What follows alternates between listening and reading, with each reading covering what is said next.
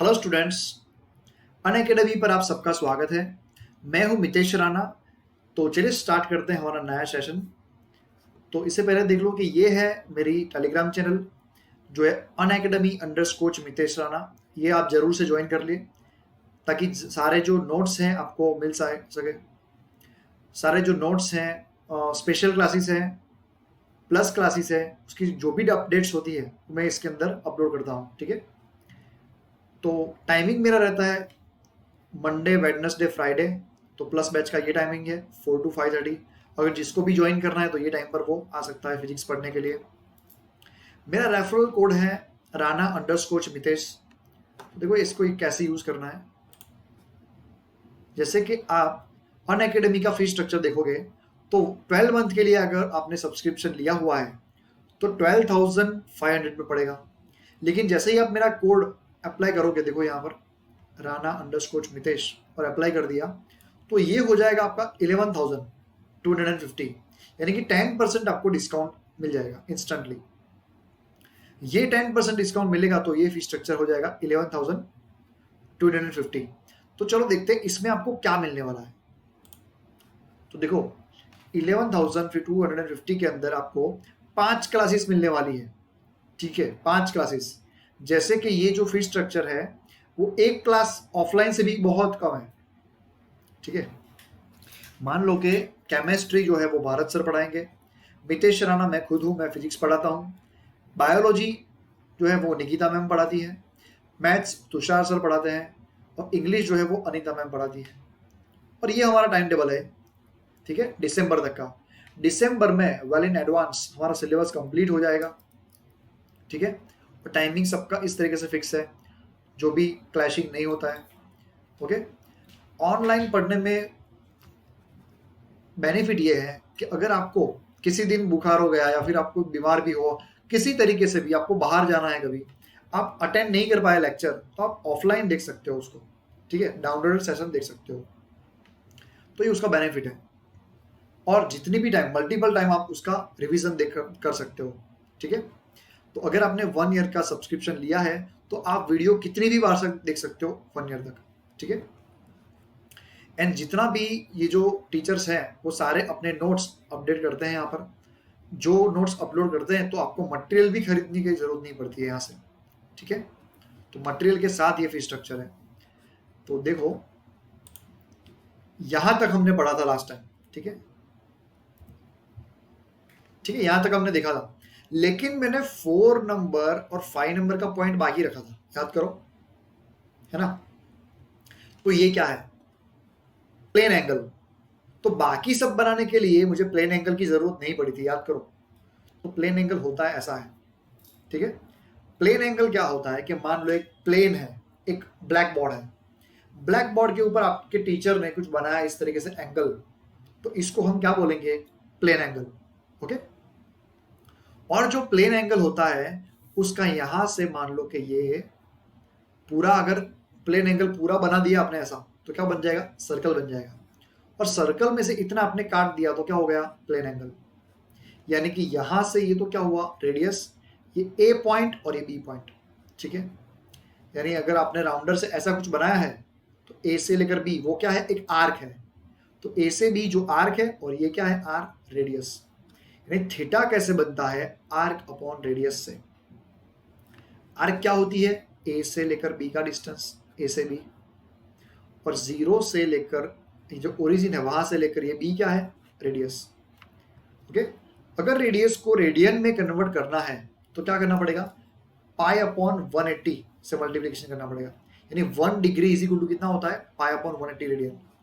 ठीक है, तो देखो इसके लिए है फॉर्मूला आर्क अपॉन रेडियस। हाँ, आर्क के लिए आगे कोई भी फॉर्मूला नहीं आया है।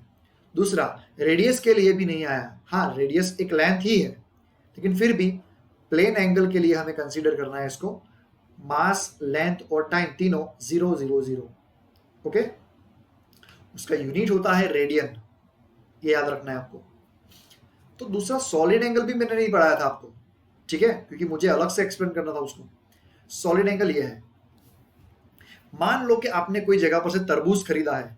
ठीक है, तो आप देखने के लिए पूछते हो कि भाई मुझे काट के दिखाओ पहले कैसा है, रेड है कि नहीं। तो वो ऐसा स्क्वायर में काटता है और पूरा निकाल के दिखाता है ऐसा, ठीक है। तो वो जो दिखा आपको वो क्या हुआ, सॉलिड एंगल हुआ, है ना, जो आपको यहाँ पर फिगर में दिखाई दे रहा है। तो ये हुआ सॉलिड एंगल, इसको बोलेंगे ठोस, ठोस कोण, ठीक है। ओके, तो उसको ओम से डिनोट करते हैं, ठीक है। तो उसका फॉर्मूला होता है एरिया अपॉन रेडियस का स्क्वायर, यानी delta A upon R square. Delta A क्या होता है, ठीक है, तो डेल्टा ए क्या होता है थर्ड चैप्टर में आपको डिटेल में सिखाऊंगा मैं, ठीक है। Delta A upon R square, okay. उसका यूनिट होता है स्टेरेडियन, ठीक है। स्टेरेडियन देखो ये रहा स्टेरेडियन, इसको शॉर्ट फॉर्म में लिखेंगे एस आर। इसका भी डायमेंशनल फॉर्मूला है M0L0T0, ओके ओके। तो ये पूरा देख लिया था हमने, यहां तक एंगुलर फ्रीक्वेंसी तक देख लिया था। अब एंगुलर डिस्प्लेसमेंट क्या होता है, एंगुलर डिस्प्लेसमेंट यानी कि मान लो आप वो जो मैरी गो राउंड होता है उसके अंदर कोई जगह पर आप बैठे हो सीट पर, ठीक है, आप यहां पर हो भी, अभी उसने जस्ट चालू किया है, तो आप यहां से कहां जाओगे, ऐसे।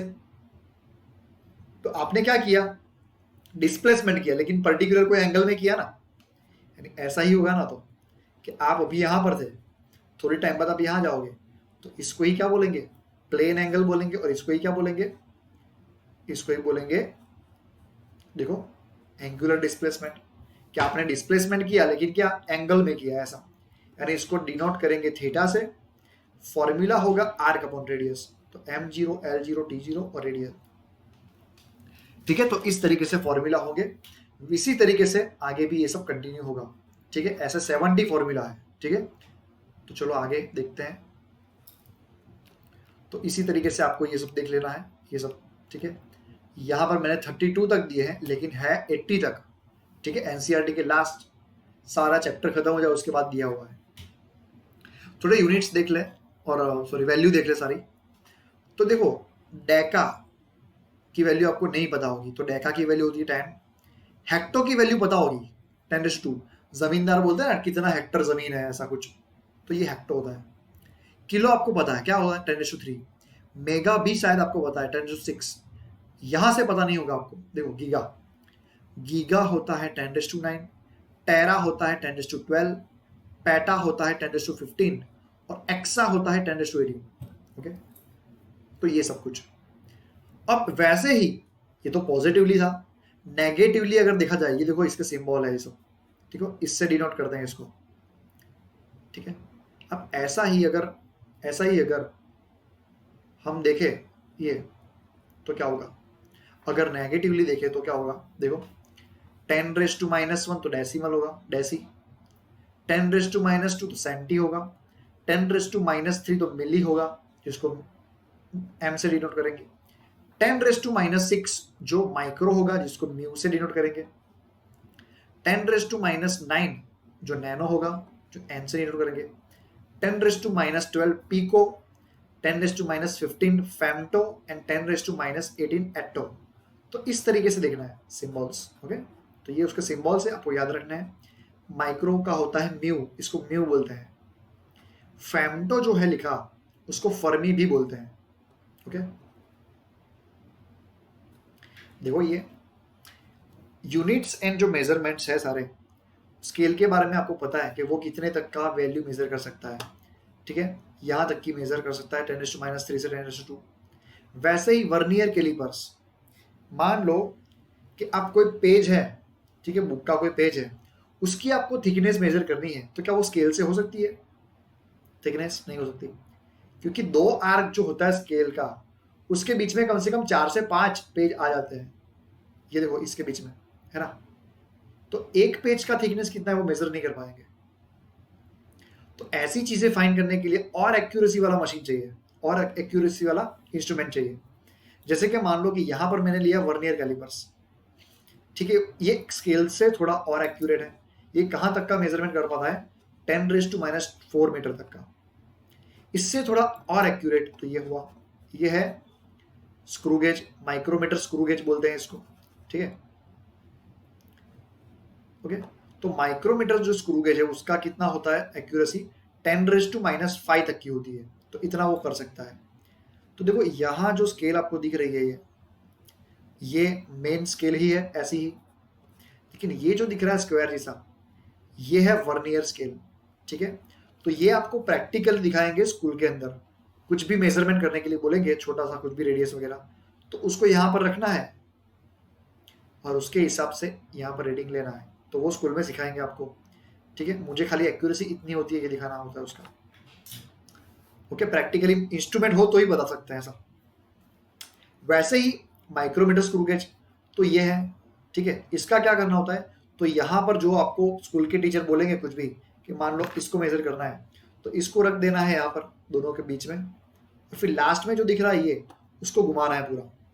उसको घुमाओगे तो ये रॉड जो है वो आगे आता जाएगा और यहाँ पर फिट कर देगा उसको, ऐसा आगे आएगा उसको फिट कर देगा, ऐसा फिट हो जाएगा।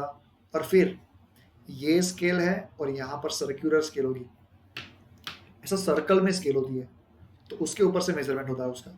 तो ये आपको स्कूल में सिखाएंगे प्रैक्टिकल के अंदर, ओके। आगे बढ़ते हैं। पैरालैक्स मेथड, पैरालैक्स मेथड क्या होता है, तो बड़े जो मेजरमेंट होते हैं यानी कि अर्थ से प्लेनेट तक के फाइंड करने के, तो उसके लिए पैरालैक्स मेथड यूज होती है, जिसका फॉर्मूला होता है theta is equal to arc upon radius. इसमें क्या करना है, तो भाई अर्थ जो है ये अर्थ की दो जगह, कोई भी दो जगह पर से प्लैनेट की कोई एक जगह पर देखना है एक साथ। देखो ये ए पॉइंट है, ए पॉइंट से यहां पर देखा टेलीस्कोप के थ्रू, एंड बी पॉइंट से भी यहां पर देखा टेलीस्कोप के थ्रू। तो ये देखो ये दोनों के बीच का डिस्टेंस क्या हुआ, बी। ए से पी का और बी से पी का डिस्टेंस क्या हुआ, कैपिटल डी, और ये क्या बना थीटा, ओके। तो आर्क कितना हुआ, तो ए से बी तक का, और रेडियस कितना हुआ यहां से इतना, ए से बी तक का, ओके। तो देखो क्या बन रहा है, A B upon A P, A B की वैल्यू है स्मॉल बी और ए पी की वैल्यू, ए से पी की वैल्यू, ये क्या हुआ डिस्टेंस अपॉन बोथ यानी बी। तो इसके ऊपर से अगर मुझे डिस्टेंस फाइंड करना है डी, तो क्या होगा डी फाइंड करना है तो बी अपॉन थीटा, इस तरीके से, ठीक है। तो पैरालैक्स मेथड इस तरीके से फाइंड होती है, इस तरीके से हम फाइंड कर सकते हैं, ओके। पैरालैक्स मेथड में दूसरी भी मेथड है एक, तो देखो ये measurement the size of the planet, जो साइज है प्लैनेट के, प्लैनेट का जो डायमीटर है वो भी हम फाइंड कर सकते हैं। इसमें क्या था, तो इसमें हम डायमीटर नहीं फाइंड कर सकते थे, ठीक है। इसमें अर्थ की दो जगह का यूज करना पड़ता था और दो जगह से इसकी एक जगह पर देखना पड़ता था।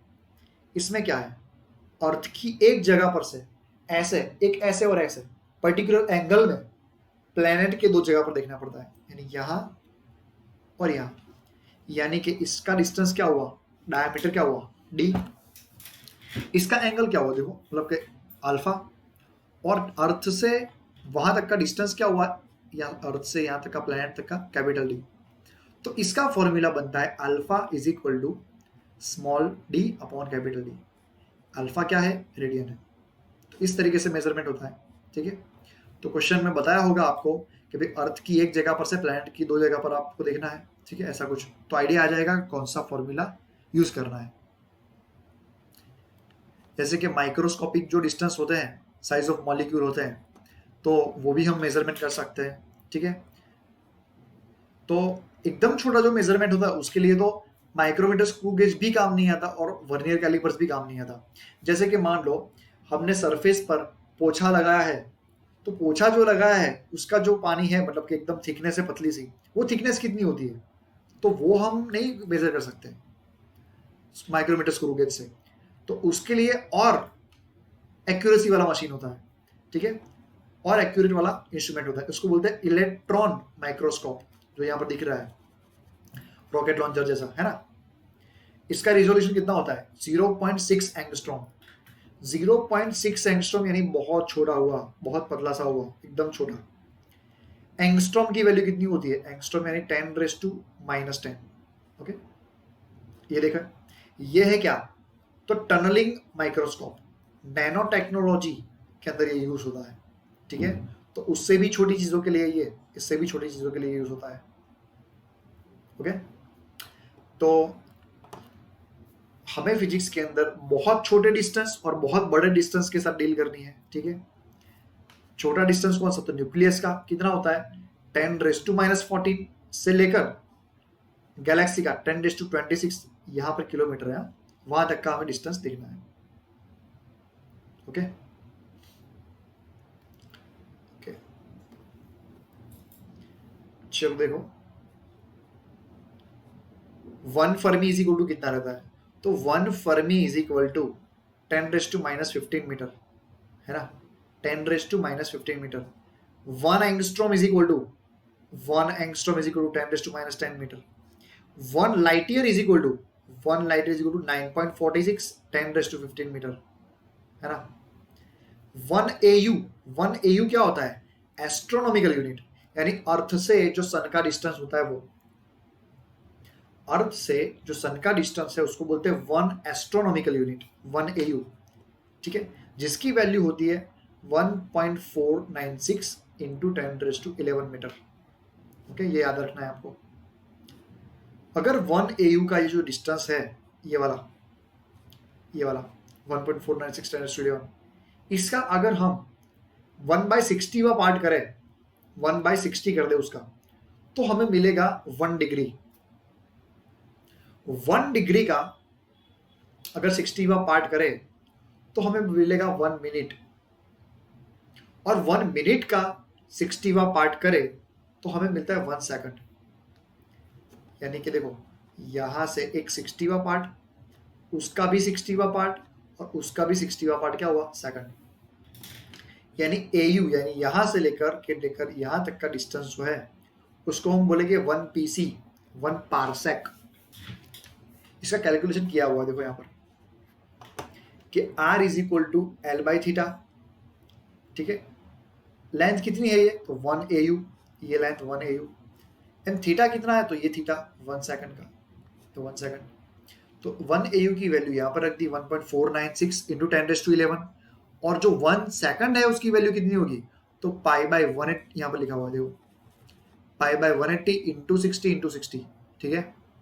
तो ये वैल्यू यानी कि 1 पारसेक इज इक्वल टू इस तरीके से निकलता है, देखो, है ना।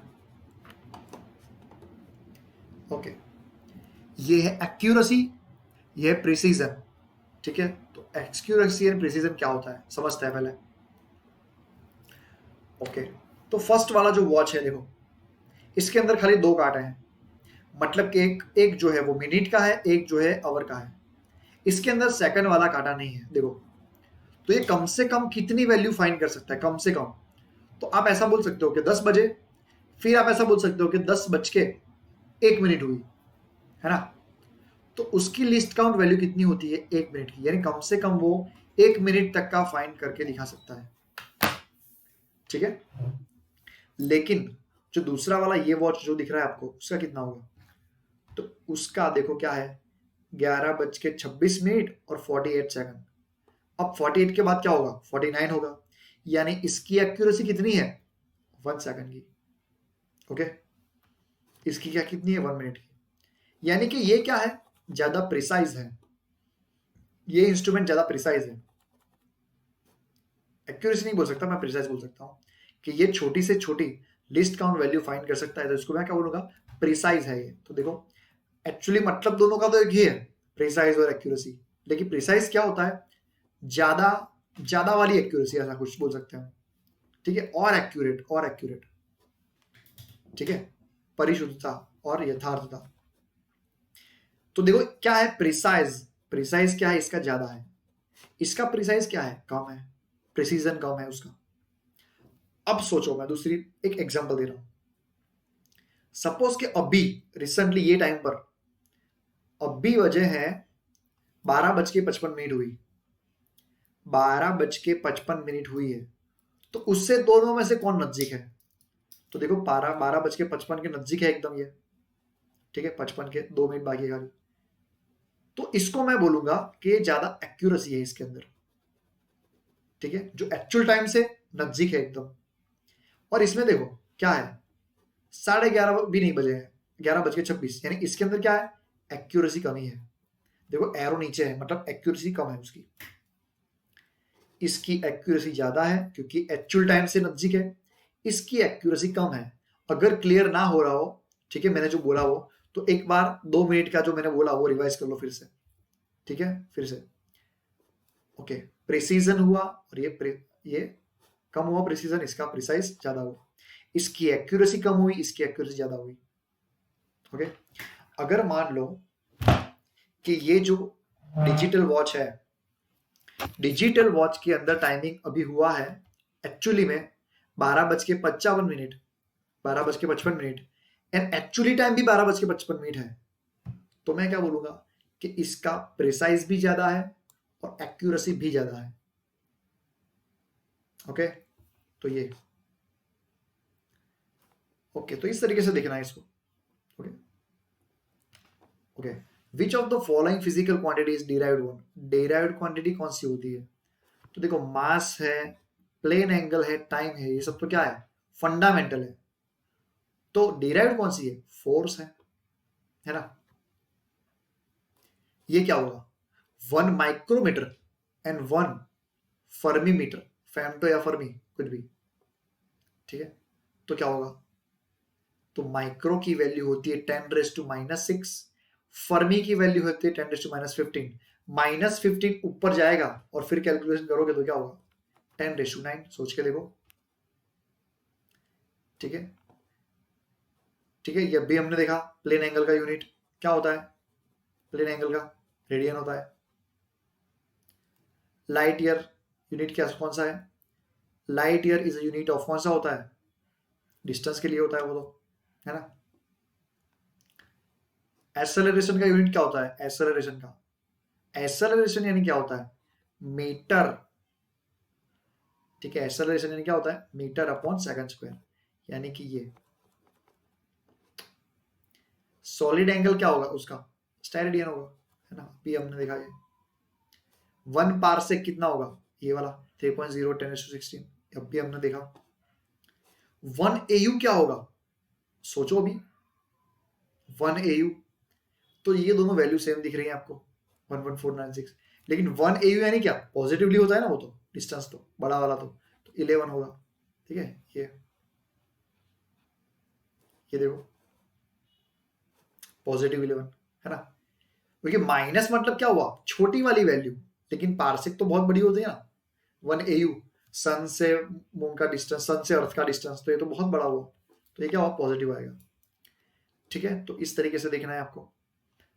ओके, तो देखो इस तरीके से पढ़ाई होती है, जो भी देखने लायक चीजें होती है, मतलब विजुअलाइजेशन करना होता है, उसके मैं फोटोग्राफ्स इस तरीके से रखता हूं, तो ज्यादा क्लियरिटी होती है, ठीक है, ज्यादा क्लियरिटी होती है। और जिसका भी सपोज मान लो कि हमने जो भी थियरी पढ़ी है, उसके बाद नेक्स्ट तुरंत ही उसके मैं एक एमसीक्यू रखता हूं, ठीक है, तो उसका यूज कैसे करना है वो आइडिया आ जाता है, ठीक है। तो इस तरीके से पढ़ाई होगी क्लास के अंदर। ओके, तो फिर से एक बार देख लो बैच को। ये है भारत सर केमिस्ट्री, फिजिक्स के लिए मैं हूं, मैथ्स के लिए तुषार सर है, बायोलॉजी के लिए निकिता मैम है, इंग्लिश के लिए अनिता मैम है, और ये पांचों जो है वो बैच के टॉप एजुकेटर हैं, ठीक है, टॉप एजुकेटर है इंडिया के, ठीक है। तो उनका टाइमिंग ये रहा, आप उनको ज्वाइन कर सकते हो सब्सक्रिप्शन लेकर। 1 मंथ का अगर करना हो कि भाई आपको रिस्क लग रहा हो कि भाई अब तक हमने कभी भी पढ़ा नहीं है ऑनलाइन, तो कैसा रहेगा, तो 1 मंथ का ट्राई कर लो, अगर अच्छा लगता है तो फिर एक्सटेंड करना, लेकिन वो आपको बहुत महंगा पड़ेगा, ठीक है, बहुत महंगा पड़ेगा, क्योंकि देख लो एक महीने की फीस कितनी है, 2500। अब इसको आप इंटू 12 महीने करो दोगे तो कितना होगा, बहुत महंगा पड़ेगा। इससे अच्छा 12 मंथ का करो या तो फिर 6 मंथ का करो। 12 मंथ का आपको हर महीना आपको कितना पड़ेगा, 1042 रुपीज, ठीक है। और अगर आपने कोड यूज किया तो उससे भी सस्ता हो जाएगा ये तो, है ना। तो देख सकते हो आप इस तरीके से। आप अगेन मैं बता रहा हूँ आपको, unacademy_coach मितेश राणा, ये मेरी टेलीग्राम की चैनल है, वो आप ज्वाइन कर लो, जिससे आपको सारी नोट सारे अपडेट्स मिलते रहेंगे, स्पेशल क्लासेस के अपडेट मिलेंगे, प्लस बैचेस का कोई नया कोर्स मैं लॉन्च करूंगा उसके बारे में तो भी यहाँ पर अपडेट में रख दूंगा, ठीक है। टाइम टेबल जो मेरा पर्टिकुलर फिजिक्स का है वो ये है, मंडे वेडनेसडे फ्राइडे, जिसका टाइम रहता है 4 to 5:30। ओके, तो चलिए इतना रखते हैं आज के लिए। एंड आई होप कि मुझे आपको बहुत अच्छा लगा होगा, तो आप प्लस की बैच मेरी ज्वाइन करोगे। ठीक है, तो चलो यहाँ तक रखते हैं। Bye everyone.